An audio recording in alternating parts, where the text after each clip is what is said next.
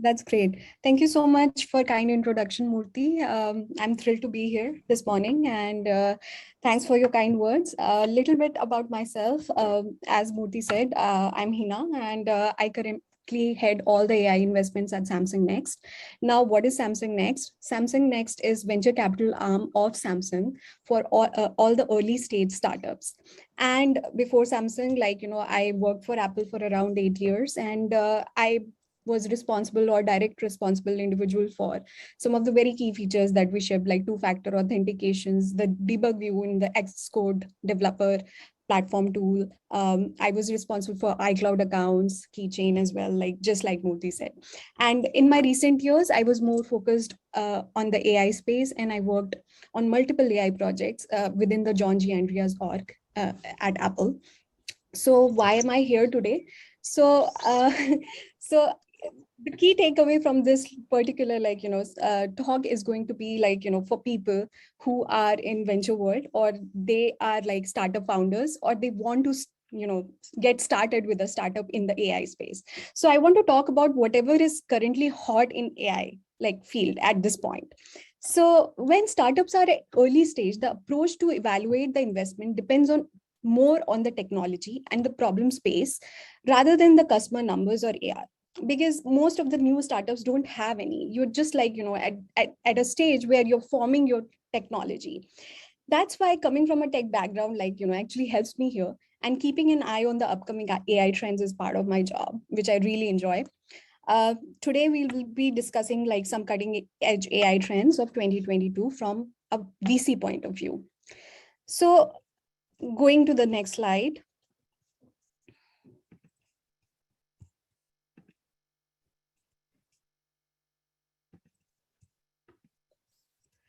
So machines are getting smarter and smarter every year, but artificial intelligence is yet to live up to the hype that's been generated by some of the world's largest technology companies, including Apple. Most of the companies have dedicated AI team, but they often fail to deploy the models or create them easily for their business needs. Why is AI still hot if there are so many issues? So, well, worldwide AI software revenue forecast is currently 62.5 billion for 2022, an increase of 21.3% from 2021, according to a new forecast from Gartner. We are seeing faster adoption of AI every day with new technologies empowering it at various verticals. Now we'll go through some trends. I have selected a few hot fields which I'm currently looking at, and I know a lot of VC firms around. It's like AI Fund, which is Andrew Ng's fund. There's Walden Catalyst. These firms are also looking for these kind of technology trends in AI. So the first one is federated learning platforms.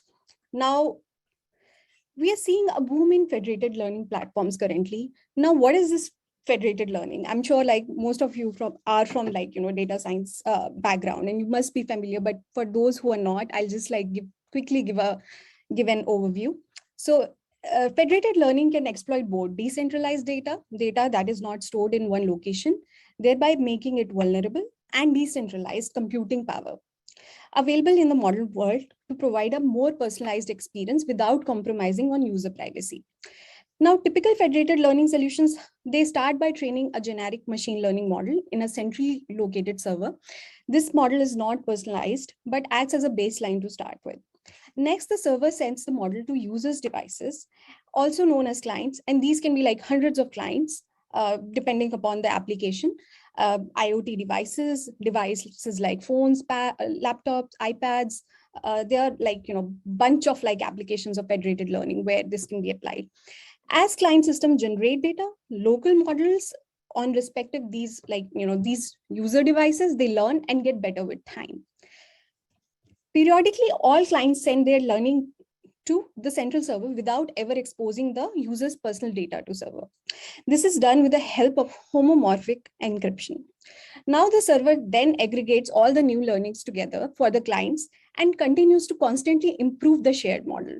The new shared model is sent back again to all these client systems, and then the same cycle keeps on repeating until optimum performance is reached. With each passing cycle, the shared located server it gets better and better, and for example, it becomes more personalized too. based on various locations and various locations of these devices. From self-driving connected cars to recommender systems in the ads industry, federated learning platforms have already started paving path for a more privacy-oriented AI world. The key pointers to keep in mind when choosing a platform are scalability, security, and performance. With right federated learning platform, you'll be able to rapidly launch new data collaborations with multiple partners, drive new ventures in your AI projects, and lead your industry for years ahead. There are certain very good platforms currently in federated learning, which include Devron AI, there's Dynamo FL, and all of these platforms, they provide ease of use. You can quickly integrate it with your application. They have like SDK, they are present with for app development. You can just use it and you can start deploying your models using federated learning. And we are currently seeing a lot of boom in this area. A lot of startups are coming there. I meet a lot of startups from Y Combinator every day who are working on federated learning platforms currently. So the next one that we want to focus on is synthetic data creation. Now, AI is facing several critical challenges every day. Not only does it need huge amounts of data to deliver accurate results, but it also needs to be able to ensure that that data isn't biased. And it needs to comply with increasingly restrictive data privacy regulations. We have seen several solutions proposed over the last years, but all of these challenges, including various tools designed to identify and reduce bias, or tools that anonymize user data, or the programs to ensure that data is only collected with users' consent, they are not that sufficient in certain areas. Over the last few years, there has been increasing concern about how inherent biases in data sets can unwittingly lead to AI algorithms that perpetuate systematic discrimination. I don't know if you recall, but there was a time when Google Photos started to identify African American people as apes, which was really racist and wrong. But that was a result of a bias that somebody put in the data set, and it flew under the attention. In fact, Gartner predicts that through 2022, 85% of the AI projects will deliver erroneous outcomes due to bias in the data, algorithms, or the teams responsible for managing them. Synthetic data is artificial data generated with the purpose of preserving privacy, testing systems, or creating training data for machine learning algorithms. Now, synthetic data generation is critical since it is an important factor now in the quality of synthetic data. For example, synthetic data that can be reverse engineered to identify the real data would not be useful in privacy enhancement. So there's a lot of engineering effort which are going currently in this domain. Businesses usually face a trade-off between data privacy and data utility while selecting privacy enhancing technologies. Therefore, they need to determine the priorities of their use case before investing. Synthetic data does not contain any personal information. It is a simple data that has been curated with a similar distribution with original data. Though the utility of synthetic data can be lower than real data in some cases, there are also cases where synthetic data is almost as valuable as real data, especially when it comes to companies which need to train their machine learning algorithms and their training data is highly imbalanced. For example, more than 99% of instances belong to one class. It's not distributed correctly. Synthetic data generation can help build accurate machine learning models for such companies. Now, several well-established companies among IBM, which describes as data fabrication, creating synthetic test data to eliminate the risk confidential information leakage. They address GDPR and regulatory issue. AWS also has developed an in-house synthetic data creation tool for training Alexa on new languages. And Microsoft has also developed a tool in collaboration with Harvard with a synthetic data generation capability that allows for increased collaboration between the research parties. Notwithstanding these examples, it is still early days for synthetic data and the other companies to watch out. Well, it's a new developing market, but some really cool companies to look out for are parallel domains, which generates synthetic data sets for training autonomous vehicles. There's mostly AI and triple blind. These are also very key players in this space as of now. Then there is an application need here for financial data to preserve privacy and financial information of various users in the data sets. There are companies like Hazy who have become a success story.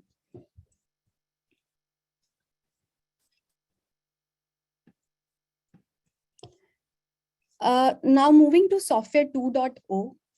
Um, so as Andre Karpathy, the director of AI from Tesla, said that in the short term, Software 2.0 will become increasingly prevalent in any domain where repeated evaluation is possible and cheap, and where the algorithm itself is difficult to design explicitly.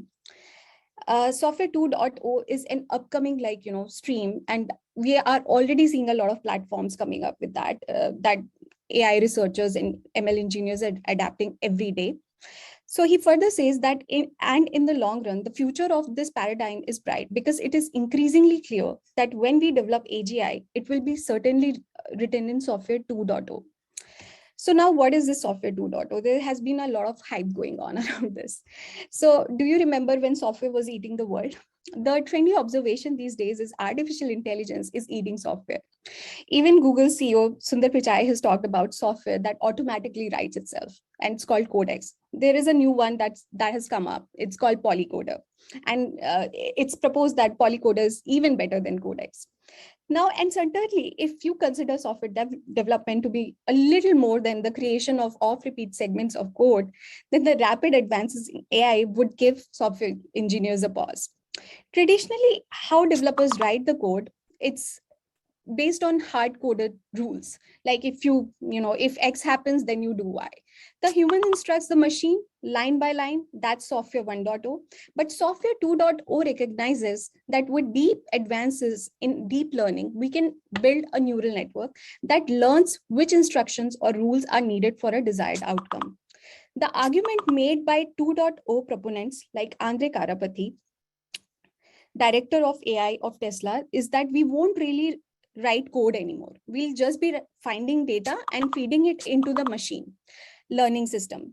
In this scenario, we can imagine the role of software engineer being morphed into a data curator or data enabler, and plus a person who monitors the performance of these models.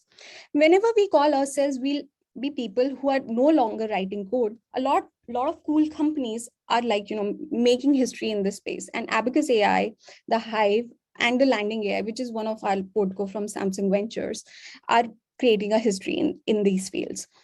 My expectation is from suggestive coding, the AI aspect in the current technology space shall shift to full autonomous model creation in few years. The integration of active learning through human feedback will enable current platforms to truly become autonomous software creation platforms. Now, what is next? ML ops is another hot field, which is very, very in demand right now. And you will see a lot of great startups coming in this space too. Now, what is ML ops? Now, ML ops is a set of practices for collaboration and communication between data scientists and operations and professionals. Whenever we want to write any software, the journey doesn't just stop when the software is written. There is more of a process to it, right? You need to build, you need to deploy it, you need to constantly test it, you need to constantly monitor it and do set guardrails or do error analysis.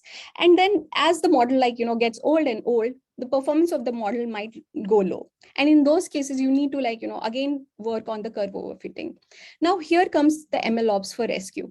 Applying these practices increases the quality, simplifies the management process, and automates the deployment of machine learning and deep learning models in large scale production environments. It's easier to align models with business need as well as regulatory requirements using ML ops. Now, ML ops is slowly evolving into independent approach to ML lifecycle management. It applies to the entire life cycle, honestly. It's not just after the model creation. And that's where a change is needed when it comes to thinking about ML ops. So it can be data gathering, it can be model creation, the software development lifecycle, continuous integration to continuous delivery, orchestration, deployment, health, diagnostics, governance, and even business metrics, for example. Some of the these are some of the key phases of MLOps, and there are already a lot of good companies coming to kind of provide various tools and platforms. Data Robot is one of the winning candidate here. They have complete end-to-end platform, which is amazing. But I'm more excited about some other companies like Galileo, who are currently working on starting a tool to constantly analyze and monitor the data quality. Now moving on to not just limited to this, a constant training tool like Galileo is working or has already shipped currently. They are constantly this tool can constantly monitor the quality of data and model performance, and it can alert ML engineers of any discrepancies that they are seeing. So a lot of new startups are working in this space, and we are seeing a huge boom in this as well. Now, moving on to the next one, which is decision intelligence. This is hot field. I think since the entire COVID zone has taught us several things about what are wrong with our supply chain, what are wrong with our labor in general, or our HR departments, how difficult it is for us to constantly hire people or make decisions and can AI step in here to make some of this decision making any simpler? Let's find out. Now, more than ever, business decisions do carry a lot of weight, right?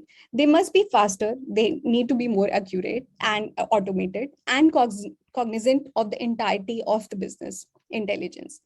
It's a daunting list of responsibilities for any decision to live up to, honestly. In order to make the most of your data and ensure you are taking actions that will benefit your business, you must evolve your decision-making processes.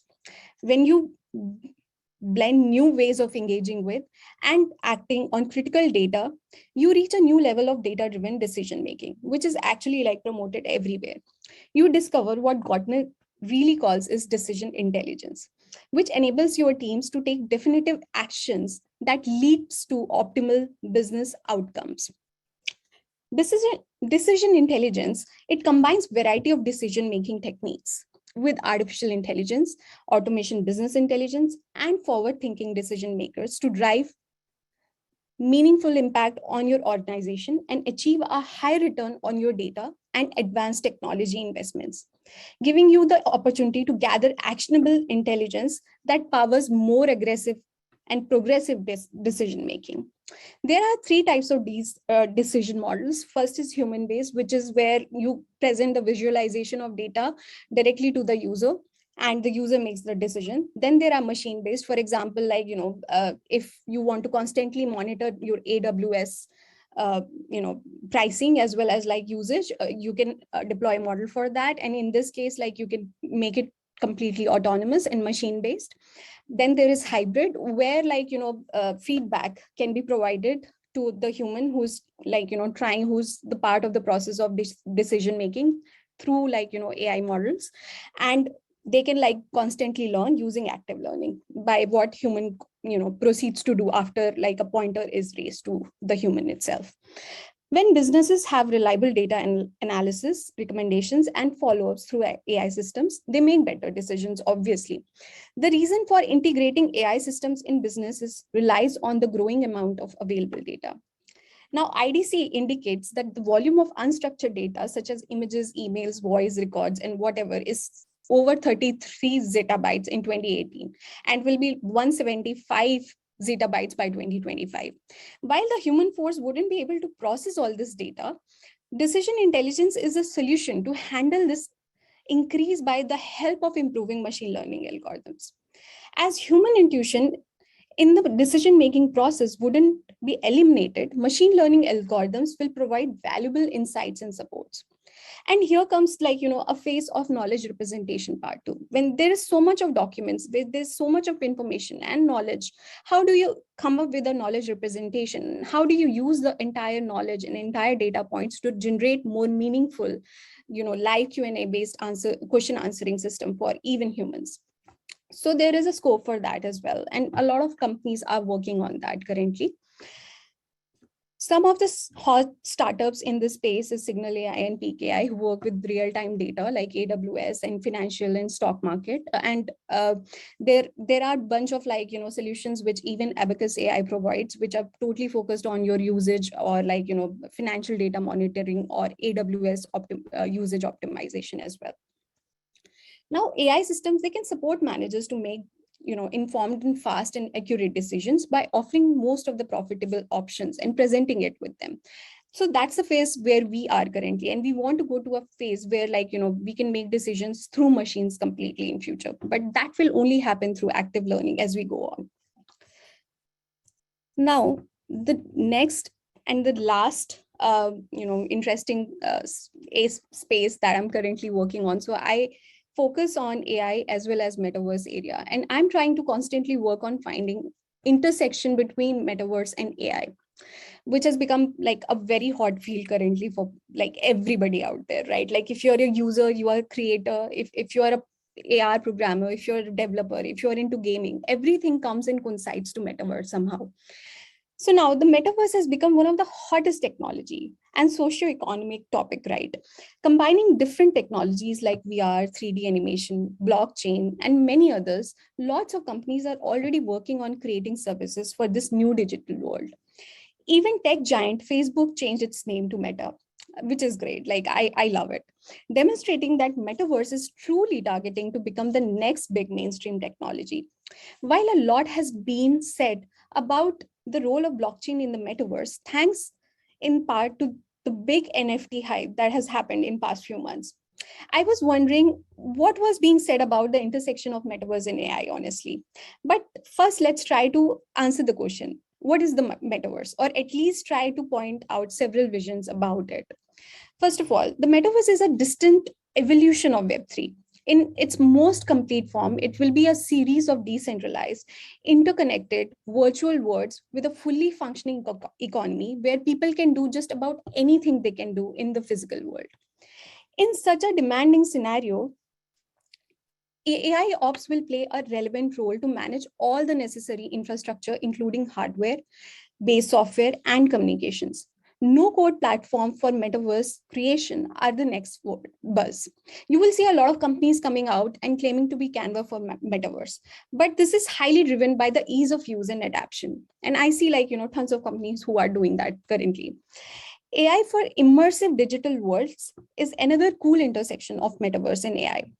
One of the best examples of this set of technologies is NVIDIA's Omniverse. The set of components that this platform offers to create digital worlds and simulate real ones is just impressive. From massive world building and simulation to virtual environments to test autonomous robots, AIs, to AI voice technologies, NVIDIA technologies are a good example of how AI will be a key in creating digital spaces in which social interactions will take place in metaverse. We are also going to see a lot of companies originating from GPT-3. As a matter of fact, I'm seeing them currently, using GPT-3 towards the conversational bot avatar space. Not to mention AI's role as a creative partner in the NFT creation. How can we forget that? Not only AI can generate creative writing, but also realistic images from text descriptions or even from a very simple drawings. That is the case of technologies like OpenAI's DALL-E or NVIDIA's Gauguin 2. We already have the first examples of community-governed autonomous artists based on this kind of algorithms like Boto. One of the main goals of Metaverse is to improve the experience of social networking by empowering the digital self and digital personalization. How can AI improve social networking in the Metaverse? Some examples are playing some key role in prevention of abuse and hate speech, content relevance, calculation of minority groups, or feature selection to avoid bias, ML observability, and there are a bunch of more spaces as we discussed. Following with the idea of democratization, the metaverse and its decentralization layer promises to allow creators and users to exchange digital assets and entitlements easily, protecting ownership and ensuring disintegration integration from big technology corporations. But will this promise come true? As an example, Adidas, like for example, recently launched its first NFT. And there are like, several other NFT artists who are like currently booming in OpenSea, and there are a bunch of NFT marketplaces coming all around the world. Now, the question is that how will this move ahead? Are we going to be able to like achieve the dream that we have dreamt of? We'll come to know as we progress. In next 3 years are going to be very important in the space of metaverse. And at Samsung Next, we are constantly like trying to find the best of the companies who are working on Samsung Next vision of metaverse. Now, moving to the conclusion, AI is the new electricity. It will transform every industry and create huge economic value. This is a quote by Andrew Ng, actually. So there's no limit of innovation and problems to solve using AI. While a number of advancements could be around the corner, there are major concerns around the ethics of AI, which can be highly discriminative and biased when trained on certain data sets. AI systems are also being used to power autonomous weapons and to generate like fake porn. I don't know whether AI will be able to do much new stuff by the end of 2022, but hopefully it will be able to do it much better. Also, AI can excel at specific narrow tasks as of now, such as small task items like playing chess, but it struggles to do more than one thing at a time, which even a 7-year-old has far broader intelligence than current AI systems. Like, can we get there? We are yet to see advancements in these areas, but again, 2022 is an year full of promises for AI advancements. So here I leave you with some goals and thoughts about ethical AI and AGI to research further. Also, if you're a startup founder, I would love to meet you. Please feel free to add me on LinkedIn. And if that would be all from me today. Thank you. Thank you a lot. Good presentation, Hina. Thank you. How long have you been with Samsung? I've been with Samsung for around 2 months now. Oh, you're new there. Okay, good. I'm new, but I think I'm having a lot of fun. I'm learning a lot. No, that's good though. That's good. You're very enthusiastic and bubbly. That's very, very important, right? So very good. Yeah. Very good. Let me look at any questions there. You can also look at Q&A. Sure. And if anything that's up, I don't see anything that was meant for you. This was there before. Yeah. And so this you have time, 1 more minute only.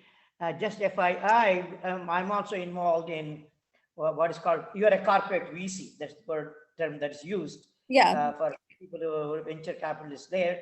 I mean, I used to work with a lot of other ones from different companies. And we work with corporate VCs. Yeah. Bring in investment. There's a group that we have, and people with other venture capital background. I'm also a venture capitalist and a private as well, and there's a private. Yeah, I mean, I'm all up for connections at this point. I love meeting people, and if anybody has any, you that's great. That's feel free to very nice of you to be so interested, and obviously people will approach you. And then this time I don't see that we are doing a pitch competition, but otherwise we'll have up to 10 companies, sometimes 6, 7. 10 is too much because it takes too long for each of them to present, and I used to moderate and bring the VCs. So wow. Yeah, Murthy, I think Anand has raised his hand. Anand, do you have any questions? He was not there though. He was not there. Yeah. Sorry, yeah. Anand, okay, go ahead. Yeah, for some reason I'm not able to, in the chat, I don't have a place to ask the question, and maybe I'm not figuring it out. But anyway, go ahead. Yeah, my question was, this was a great talk, by the way. I really enjoyed it. I just wanted to ask you a little bit, like you talked a lot about federated learning in the beginning. What kind of, because the models that are trained from federation, some kind of value is kind of being moved from one entity to another, right? Like this federation could actually happen across company boundaries, right? If you think about it. Exactly. What is the kind of incentive structure that would help this happen better? And there is some concept about data consortium, right? Consortium of data, pool data together in one place. But what about this idea of like pool models together? You know what I mean? So pre-train partially the model and bring it to, what kind of incentives would help that happen? And if you So our earlier talk, we are very interested in this idea of like thinking of the supply chain as a game and incentivizing them in the right way so that everybody gets better. So maybe if you can give a little color of how that could work. Sure. So thinking from like, I'm coming to this from two perspectives, right? Like one perspective is you want to like, secure the privacy of data, right? And the other perspective is you want to like, you make the computation faster. So for faster computation, something like split NN, which is one of the MIT like research papers, I don't know if you've read it. I'm happy to share it later personally with you.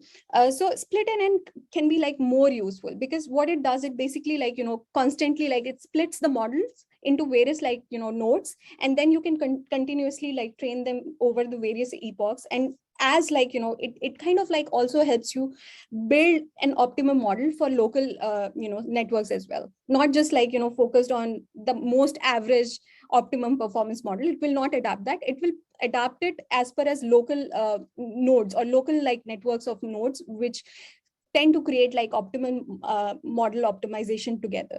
And when it comes to like federated learning, I think it is more useful in spaces like recommender system, right? And how you want to like, do that, it's basically like you come up with a platform and you let like, basically, I don't know if you heard, I mentioned Devron AI, and what Devron AI does, it basically, it's just a platform.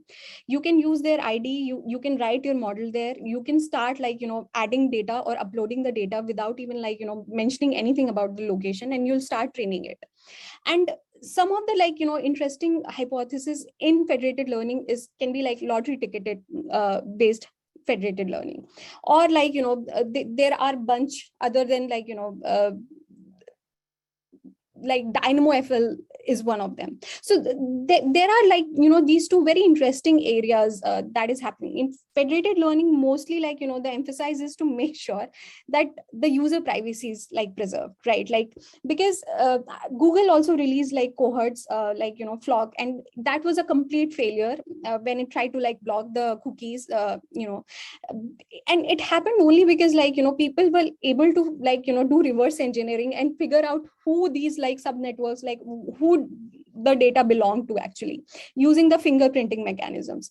And that's where like federated learning comes. And if you're using something like cohorts, of course, like, anybody, any hacker can like do reverse engineering using fingerprinting technique, and they can come to know, okay, yeah, this must belong to this VPN or this area of like users, right? So that is not true federated learning, what Google proposed earlier.